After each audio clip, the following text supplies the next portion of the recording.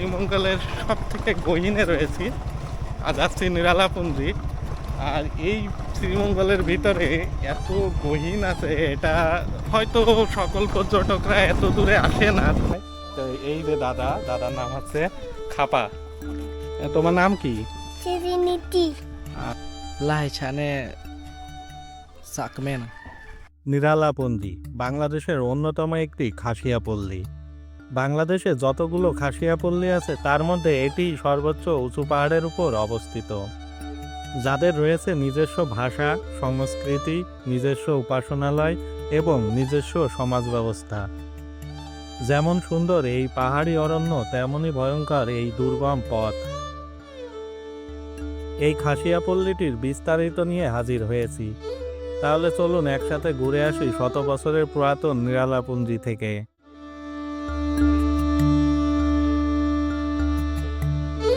মৌলভীবাজার জেলার শ্রীমঙ্গল উপজেলার সিন্দুরখান ইউনিয়নের ইন্ডিয়ান সীমান্তবর্তী নির্জন পাহাড়ের উপর অবস্থিত নিরালাপুঞ্জি, যেখানে রয়েছে একাধিক খাসিয়াদের বসবাস। আজকে সর্বশেষ গন্তব্য এখানেই।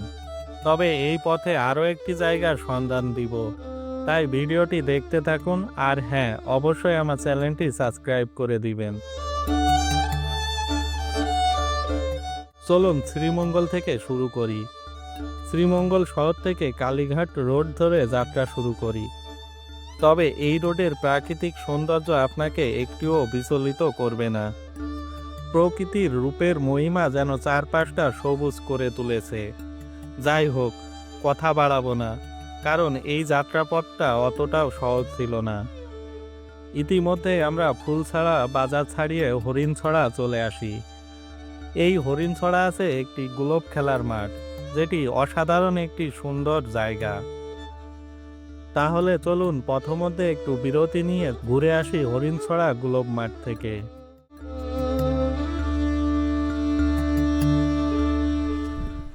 তো হ্যালো বন্ধুরা, কি অবস্থা সবার? আশা করি সবাই ভালো আছেন। আর আমি এখন আছি শ্রীমঙ্গলের জনপ্রিয় একটা স্পট, সেটা হচ্ছে হরিণছড়া গোলফ মাঠ। তো এই মাঠটা আপনারা দেখতে পাচ্ছেন। তো আরও সামনে যাব, তো সাথেই থাকুন, এখানকার বিস্তারিত আপনাদের জানাতে থাকি। এইখানে কি গোলফ টলফ খেলে কাকা? এখন এরকম পড়েই থাকে। হরিণছড়া গোলক মাঠ পাই না? টিপড়াচড়া গোলফ মাঠ। টিপড়াছড়া হয়নি, টিপড়াছড়া। টিপড়াচড়া গোলফ মাঠ। না সবাই জানে হরিণছড়া, সবাই হরিণছড়া না। হরিণছড়া জানে ঠিক আছে, কিন্তু এটা টিপড়া। টিপড়া, তাই তো? এটা কি ওই পাশে রাস্তা নাকি? রাস্তা রাস্তা এটা রাস্তা। এই হরিণছড়া গোলফ মাঠে প্রবেশের পথেই আমরা বাধার সম্মুখীন হলাম। আচ্ছা, এই জায়গাটি যদিও হরিণছড়া গোলফ মাঠ নামেই পরিচিত, তবে স্থানীয়দের কাছে এটা টিপড়া গোলফ মাঠ নামে পরিচিত। তো এই হচ্ছে ব্যাপার। তো এখানে লেখা আছে, ইহা একটি গোলফ মাঠ, কোনো ধরনের দর্শনার্থীদের প্রবেশ সম্পূর্ণভাবে নিষেধ, আদেশক্রমে কর্তৃপক্ষ। অর্থাৎ এটা যেহেতু গোলফ মাঠ, এই কারণে এখানে কর্তৃপক্ষের অনুমতি ছাড়া ভিতরে প্রবেশ করা নিষেধ। যদিও আমরা প্রবেশ করে ফেলছি। আর এই জায়গাটা দেখুন দর্শক, কতটা সুন্দর। তবে এখন যেহেতু শীতের শেষ আর এই ঘাসগুলো মরে গেছে, এই কারণে জায়গাটি দেখতে একটু কেমন লাগছে। বাট যখন এখানে গাছগাছালি এবং ঘাসপালা হবে, তখন চিন্তা করুন এই জায়গাটা যখন সবুজ থাকবে তখন কতটা সুন্দর লাগবে। তো এটা দেখতেও আসলেই অসাধারণ একটা সুন্দর জায়গা। গোলফ মাঠের মাঝ বরাবর চলে গেছে একটি রাস্তা। এর ঠিক এক পাশে রয়েছে গহীন রাবার বাগান। তবে উঁচু টিলার উপর রাবার গাছগুলো একটু বেশিই সুন্দর ছিল। তো বন্ধুরা, গোলফ মাঠটা এখন সম্পূর্ণই ব্যবহার হয় না, এটা পরিত্যক্ত। আর ঠিক আমার পিছনে ফিনলে কোম্পানির নতুন যে ফ্যাক্টরি, চা ফ্যাক্টরি, ওটা এখন প্রস্তুত হচ্ছে, এখনও পুরোপুরি তৈরি হয়নি। আর ঠিক আমার সামনে আপনারা দেখুন, এটা হচ্ছে রাবার বাগান। তো এখন আছি রাবার বাগানের ঠিক ভিতরে। আর কিভাবে রাবার বাগান থেকে রাবার সংগ্রহ করা হয়, তো সেটা আপনাদের একটু দেখায়। এই দেখুন, এই গাছগুলোকে এইভাবে কেটে কেটে, যেভাবে খেজুর গাছ কাটে না, ঠিক সেইভাবে কেটে এইখানে বসানো। আর এই যে রাবার আপনারা দেখতে পাচ্ছেন, এইটাই হচ্ছে রাবার। তো এই হচ্ছে ব্যাপার। এই শুভ, এই যে রাবার দেখো, টান দাও তো, দেখো তো লম্বা হয় কিনা। তো দর্শক দেখুন, এটা টানলে কিন্তু লম্বা হয়। বলবা না যে হ্যাঁ, তো এই দিয়ে আজ যে রাবার আছে, তো অনেক কিছু তৈরি হয়। আর ঠিক সামনে আরও বড় বড় পাহাড়। তো বেশ কিছুটা সময় এই রাবার বাগানে আছি। আর এখন যেহেতু শীতের শেষ সময়, আর গাছের পাতাগুলো দেখুন ঝরে গেছে এই রাবার গাছের। তো এই কারণে এই সময়টা রাবার গাছের যে রসটা, সেটা হচ্ছে সংগ্রহ করা আপাতত বন্ধ। এরপর যখন আবার এই গাছগুলোতে নতুন করে পাতা গজাবে এবং সবুজ পাতা পুরোপুরি যখন হয়ে যাবে, তখন আবার নতুন করে এই রাবার গাছ থেকে রাবারের যে রসটা আছে সেটা সংগ্রহ করবে। তো এই বাগানটা দেখতে অনেক সুন্দর। আর আমার পাশেই দেখুন কতটা খাদ। তো এখান থেকে কিন্তু নিরালাপুঞ্জি খুব একটা দূরে নয়। আমি আছি এখন হরিণছড়া। আর হরিণছড়া যে ফিনলে কোম্পানির যে বাগানটা আছে, আর পাশে রয়েছে গোলপ মাঠ, তো সেইখানে আছি। তো এই বাগানটা অসাধারণ সুন্দর। এখানে যদিও দর্শক, এখানে কিন্তু কর্তৃপক্ষের অনুমতি ছাড়া এর ভিতরে আসা সম্পূর্ণই নিষেধ। তো সুতরাং আপনারা যারা আসবেন তারা অবশ্যই অনুমতি সাপেক্ষে এখানে আসার চেষ্টা করবেন। এইবারের যাত্রা নিরালাপুঞ্জি খাসিয়াপল্লীতে। এটি বাংলাদেশের অন্যতম বৃহৎ খাসিয়াপল্লী। তবে এই যাত্রাটি মোটেও সুখকর ছিল না। দুপাশে উঁচু উঁচু পাহাড়, আর তার মাঝে এই রাস্তা। যারা সহজ ভাবছেন তাদের বলবো, এই রাস্তা সব ধরনের যানবাহন চলাচলের যোগ্য নয়।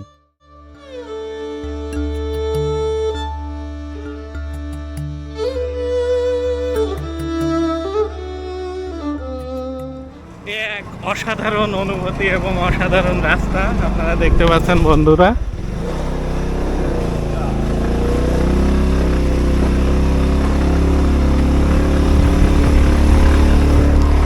তুমি যদি চাও আমি নেমে পড়তে পারি।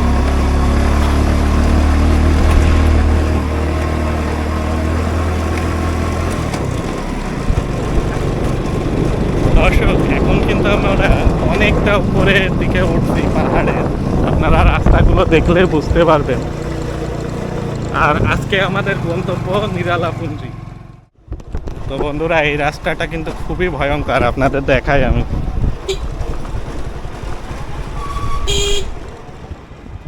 কোথাও সোজা উপরের দিকে রাস্তা, আবার কোথাও এই রাস্তা নিচের দিকে নেমে গেছে। এক ভয়ঙ্কর অভিজ্ঞতা ছিল। তবে আমাদের কাছে বাইক থাকায় খুব একটা প্যারা খেতে হয়নি।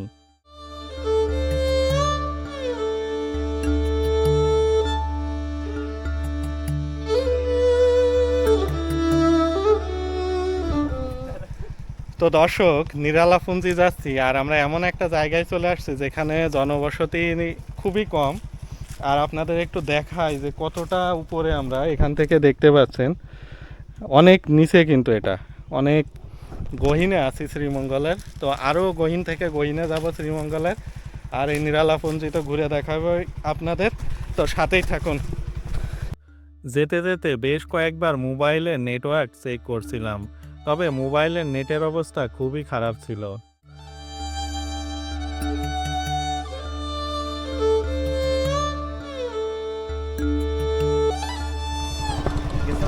তো বন্ধুরা, এখন কিন্তু আমরা শ্রীমঙ্গলের সব থেকে গহীনে রয়েছি আর যাচ্ছি নিরালাপুঞ্জি। আর এই শ্রীমঙ্গলের ভিতরে এত গহীন আছে, এটা হয়তো সকল পর্যটকরা এত দূরে আসে না। তো আমরা আরও গহীনে যেতে চাই। তবে এখানে কিন্তু গাছগাছালি, তারপর রাস্তা, সব মিলে একটা অসাধারণ জায়গা। এখানে কিন্তু একটু ঠান্ডা আছে, দেখছো শুভ? আমি নেমে পড়ি।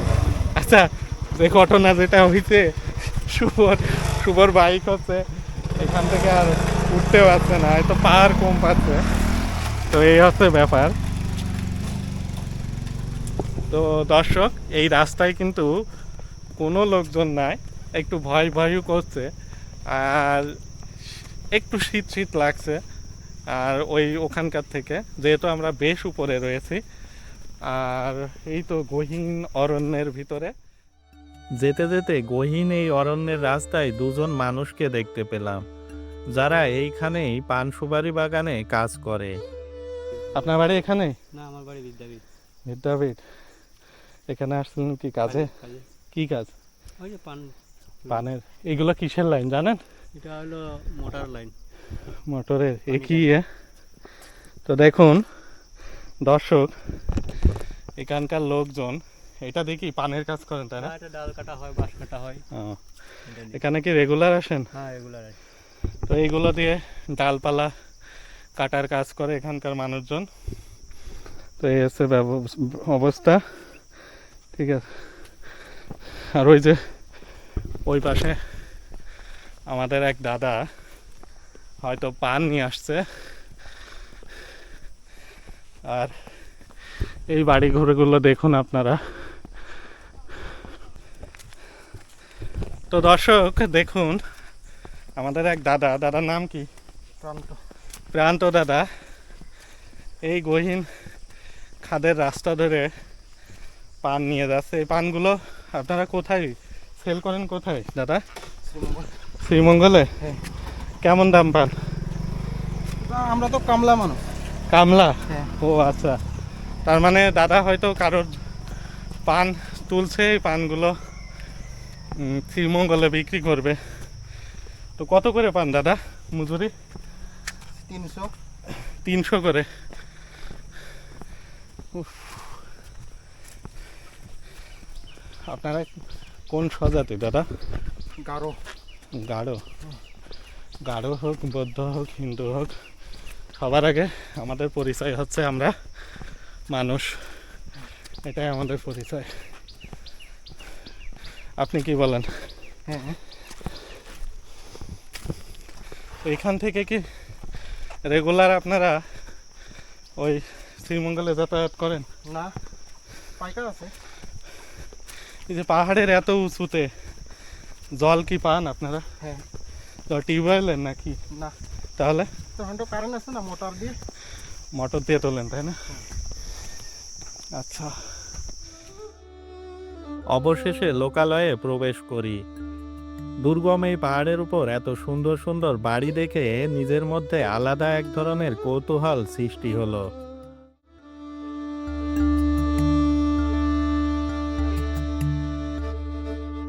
তো দর্শক, এখন আমরা আছি নিরালাপুঞ্জিতে। আর নিরালাপুঞ্জিতে আসার পরে আমরা এইখানে একটা যীশু খ্রিস্টের যে চার্চ আছে, সেই চার্চ দেখতে পাচ্ছি।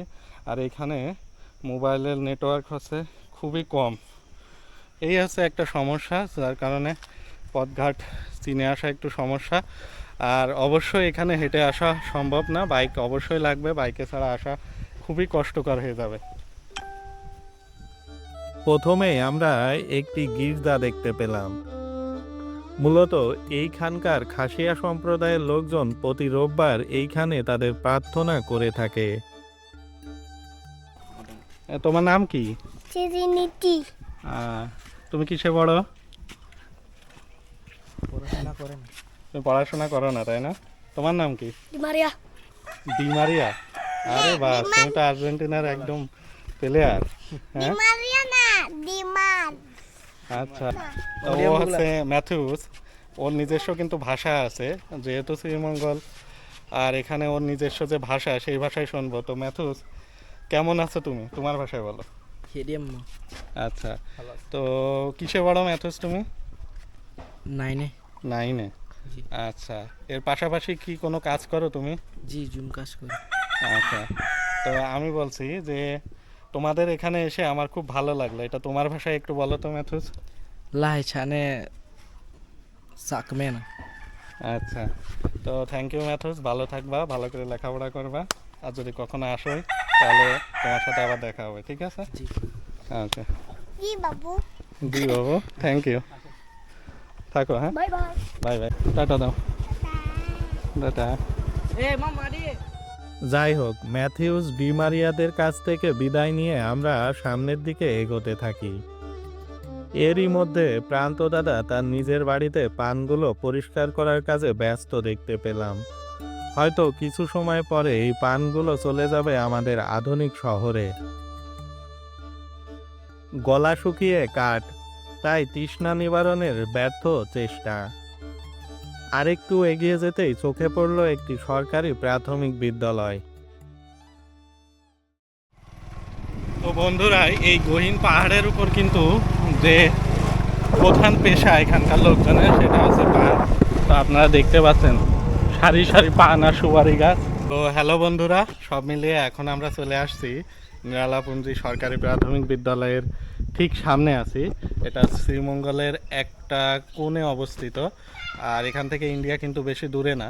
তো এই জায়গাটা খুবই সুন্দর। এখানে যে আদিবাসী লোকজন আছে তাদের সাথেও বেশ কিছুটা সময় আমরা কথাবার্তা বলেছি। আর এই যে দোলনার পিছনটা যদি আপনাদের দেখায়, আপনারা দেখুন, এটা কিন্তু ভয়ঙ্কর সুন্দর। এখান থেকে মিনিমাম অন্তত 200 থেকে 250 ফিট নিচে ওইটা হবে। আর এই হচ্ছে স্কুলটা, খুবই পরিপাটি এবং সুন্দর জায়গাটা। এখানে যে এত উন্নয়নের ছোঁয়া লাগছে এটা বলতেই হবে, কারণ এখানে কিন্তু বিদ্যুৎ আছে এবং বসবাসের যে পরিবেশটা সেটাও বেশ উন্নত। যে শিশুরা আছে দেখুন আপনারা, ওরা খেলাধুলায় ব্যস্ত। তো এই হচ্ছে সব মিলিয়ে পরিবেশ। তো আজকে যেহেতু শুক্রবার, এই জন্য স্কুলটা বন্ধ।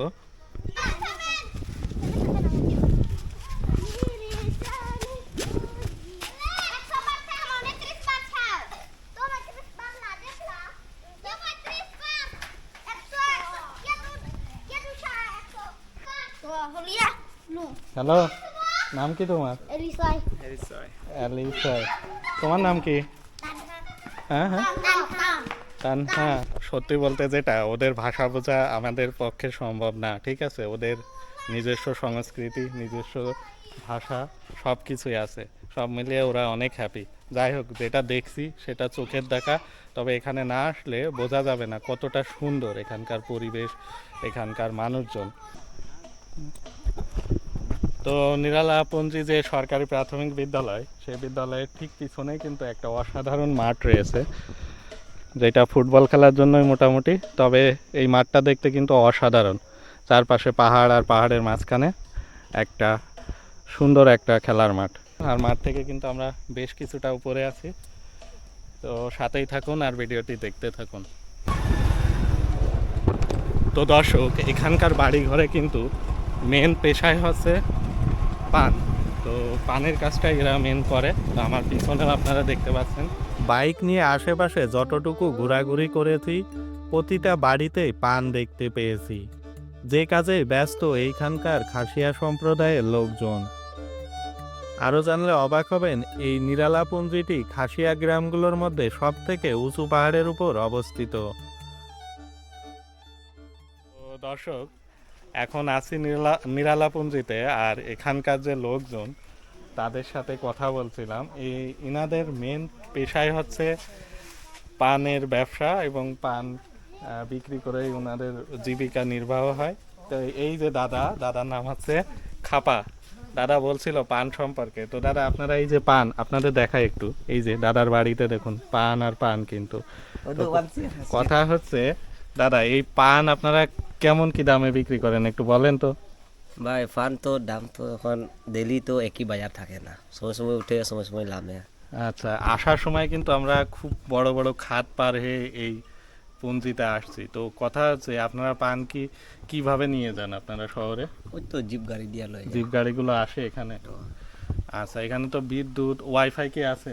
ওয়াইফাই আছে, ওয়াইফাইও আছে, বিদ্যুৎ আছে, তাই না? যাক, কিন্তু মোবাইলের নেট কিন্তু খুব কম পাচ্ছে দেখছি। না রবি বালা চলে আমরা। রবি, আচ্ছা যাই হোক, এই পাহাড়ে কিন্তু রবি সিমটা ভালো সার্ভিস দেয়। আর আমার কাছে ছিল জিপিতে আমি নেটটা খুব কম পাচ্ছিলাম এখানে। তো এই হচ্ছে মোটামুটি ব্যাপার। আর এখানে সব থেকে বেশি কোন ধর্মের লোক আছে দাদা? ধর্ম তো এখন খ্রিস্টানগুলাই বেজান আছে। খ্রিস্টান, মুসলমান কে আছে? মুসলমান আছে কম বেশ, কম। হিন্দু? হিন্দু আছে এক দুজন, কম এক আছে দুজন। হিন্দু, মিক্স আছে। সবাই মিলেমিশেই তো আছেন, তাই না? কোনো অশান্তি গ্যাঞ্জাম এসব তো নাই। এভাবে নাই।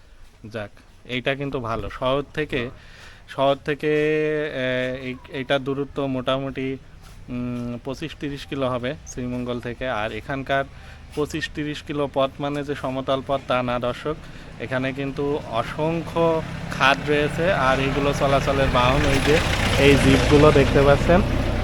আর এই খাদগুলো পেরিয়ে এখানকার মানুষের যে কত সাধারণ জীবনযাপন, এটা দেখলে অবশ্যই অনেক ভালো লাগে। কথা বলছিলাম খেপা দাদার সাথে, এটা খেপা দাদার বাড়ি, এই যে আপনারা দেখতে পাচ্ছেন। তো দাদার মূলত পেশা হচ্ছে পানের পেশার উপরেই তারা নির্ভরশীল। তো আমরা আরও একটু সামনে যাই, যেহেতু আমরা চলে যাচ্ছি এখন। আর এখন বাজে মোটামুটি 4টার মতো। পাহাড়ের প্রতিটা খাদেই ছিল এইখানকার বাসিন্দাদের ঘরবাড়ি, যেগুলো দেখতে অত্যন্ত চমৎকার। তো এই যে এই দুর্গম পাহাড়ের উপরে এত বসতি, এটা এখানে না আসলে বোঝা যাবে না। আর এই রাস্তাটা খুবই ভয়ঙ্কর একটা রাস্তা, যেটা না আসলে দেখলে বোঝা যাবে না। তবে প্রত্যেকটা পরতে পরতে এই রাস্তার এক একটা সুন্দর সুন্দর মুহূর্ত, সুন্দর সুন্দর প্রাকৃতিক দৃশ্য আপনারা খুঁজে পাবেন। আমার পাশেই দেখুন কত উঁচু পাহাড়, এই পাহাড়ের উপরে কিন্তু বাড়িগুলো রয়েছে। আর ঠিক আমার এই সাইডে দেখুন দর্শক, কতটা নিচু খাদ। এই পাহাড় থেকে ফেরার অভিজ্ঞতাও ছিল আলাদা। অল্প সময়ের জন্য এই রাস্তায় পেয়ে গেলাম একজন সঙ্গীকে।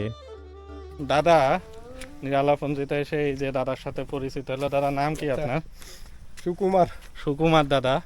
তো দাদা এখানে মূলত পান কাজের সাথেই সম্পৃক্ত আছে। তো দাদা এই পান হচ্ছে আপনারা কিভাবে ভাঙেন আর কত টাকা করে আপনাদের মজুরি দেয় একটু বলবেন? মজুরি ধরেন 400-500 দিন। দিন। আচ্ছা, আর আপনি আসছেন কোথা থেকে? বিদ্যাবিল চা বাগান থেকে। ওরে বাবা, তাহলে তো অনেক পথ। হ্যাঁ। তো এখন কথা 1.5 ঘন্টা লাগবে যাওয়ার জন্য। হেঁটেই যাবেন আপনি? আসা যাওয়া 3 ঘন্টা লাগে। আচ্ছা, তো এখানে দেখার মতো আর কি আছে বলেন তো? দেখার মতো কোনো কিছুই নাই, শুধু জঙ্গল দেখবেন, এই রাস্তাঘাট দেখবেন, এই আর কি, তাই না? হ্যাঁ, আর এই পান বাগান দেখবেন, এইটাই। এখানকার মানুষের প্রধান পেশা কি? এই যে পান। পান। আবার ওই যে আপনার ওই সাইডে, অর্থাৎ ওই বিদ্যাবিল ওই সাইডে গেলে কিন্তু ওখানকার লোকজন আবার ওটা হচ্ছে আপনার চা পাতা। চা পাতা বেশি প্রধান সম্পৃক্ত। পেশা হচ্ছে আপনার চা পাতা। আচ্ছা আচ্ছা। তো যাই হোক, প্রতিদিন আসেন, এরা তো সব খ্রিস্টান ধর্মেরই, তাই না? আবার দেখলাম বেশ কিছু মুসলিম ধর্মের লোকজনও আছে এখানে। হ্যাঁ, সবাই আছে। তো দর্শক, এই অল্প একটু পথ হেঁটেই আমার দম লেগে যাচ্ছে। আর এই যে অনেক পরিশ্রম না? সুকুমার দা বলছিল যে আমি রেগুলার এই পথ অতিক্রম করি। হ্যাঁ, তো আসলে তাদের জীবনটা অনেক কঠিন। এইটা তো তো এই তেমন হচ্ছে না, মোটামুটি ব্যাপার। উঁচু পাহাড় না, তেমন উঁচু না, আরো উঁচু আছে ওই সাইডে, তাই না? ওই সাইডে। শুভ, এটা তো কিছুই না। সুকুমার দা বলে কিছু না, আর আমার এটা কাছে তো- এটা আমাদের জন্য, আমরা বোঝা যায় কি আমাদের জন্য সমস্যা জায়গা। আপনারা তো শুরু থেকেই অভ্যাস। আমার তো হঠাৎ আসছে। তো দর্শক দেখুন এই সাইডে কত গহীন জঙ্গল। আর এইটুকু দেখেই তো আমি শেষ।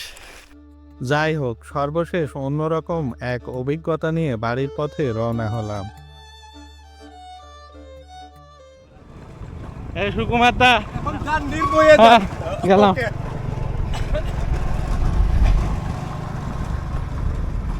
তো দর্শক, এই ছিল নিরালাপুঞ্জির সব কিছু। তো আশা করি আজকের ভিডিওটি আপনাদের ভালো লেগেছে। আর ভিডিও যদি ভালো লাগে তাহলে অবশ্যই আমার চ্যানেলটি সাবস্ক্রাইব করবেন এবং আমার পাশে থাকবেন।